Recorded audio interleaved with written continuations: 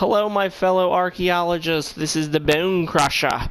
Today, I'm going to show you a hard to raid base. I wouldn't classify it as unraidable because, in my opinion, I don't think any base is technically unraidable. As long as you have enough time, enough people, enough resources, any base can be raided. The main goal is just to make it difficult to try to expend your enemies' supplies before they get to your supplies. So today we're on the Ragnarok map over in the desert. You can see we're on the Archaeologist Bone Crusher server. And I built this on a cliff platform because I felt like there was a huge opportunity on this map in this one specific spot to build really unlimited amount of cliff platform bases. So let me, without further ado, show you what I've been working on. That's no moon. That's a space station. Just kidding. We're accompanied today by King Mufasa, my trusty griffin. So I'm going to start off by showing you the bottom because I feel like the bottom is the weakest point of a cliff platform base. So what I did was, we have lowered foundations, and I built down to have turrets come around all the way around the bottom, along with all these up here. We have a total of 100 turrets on this one cliff platform. It is about 5 levels high. I mean, you could go really as high as you want, but I stopped at 5. And really, if you have a tech shield like this, you could probably go maybe 12, 13, 14 high. That's not even at the max radius of this shield. So I feel like these could be really utilized by solo players, by alpha tribes. As you can see with this cliff platform base, I took 2 of them and kind of like lined them up. So in theory, you can technically have as many as you want to roll completely across. So you can have one for flyer storage, one for all your goodies, your loot, and as long as you keep them far enough away, like if I start putting turrets on this furthest cliff platform base, they will no longer be in range of those 100, so that you could really defend yourself pretty good.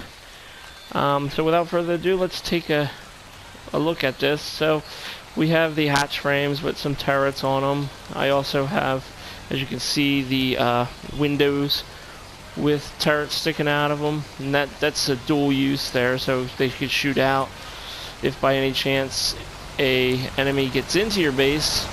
They can flip around and also shoot in. As you can see, this is kind of like a death wall right there.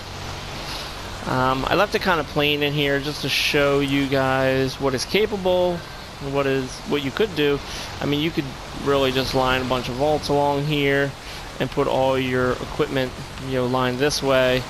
I was just trying to leave it open to give you an idea, rough estimate. This would be kind of like, in my opinion, the workroom area, where you come and you unload gear, you repair gear, you craft gear. Oh, missed it. So, missed it again. Apparently fly mode has got me today. So here's what I like to call the living room area. On a PvP server, you would not have the greenhouse windows. But this is a PvE server, and this is just to illustrate what you can do.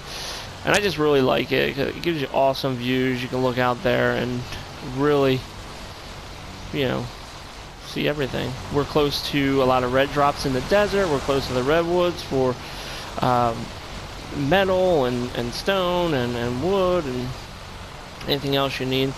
And as you can see, I threw a couple turrets in here too, because this is kind of like the middle of the base. Usually when people raid, I don't think they go for the middle, because they would have to get by all those turrets out there first, and then these would be really not glass, these would be metal walls, so they'd have to go. And really you can make these about at least 2 layers thick.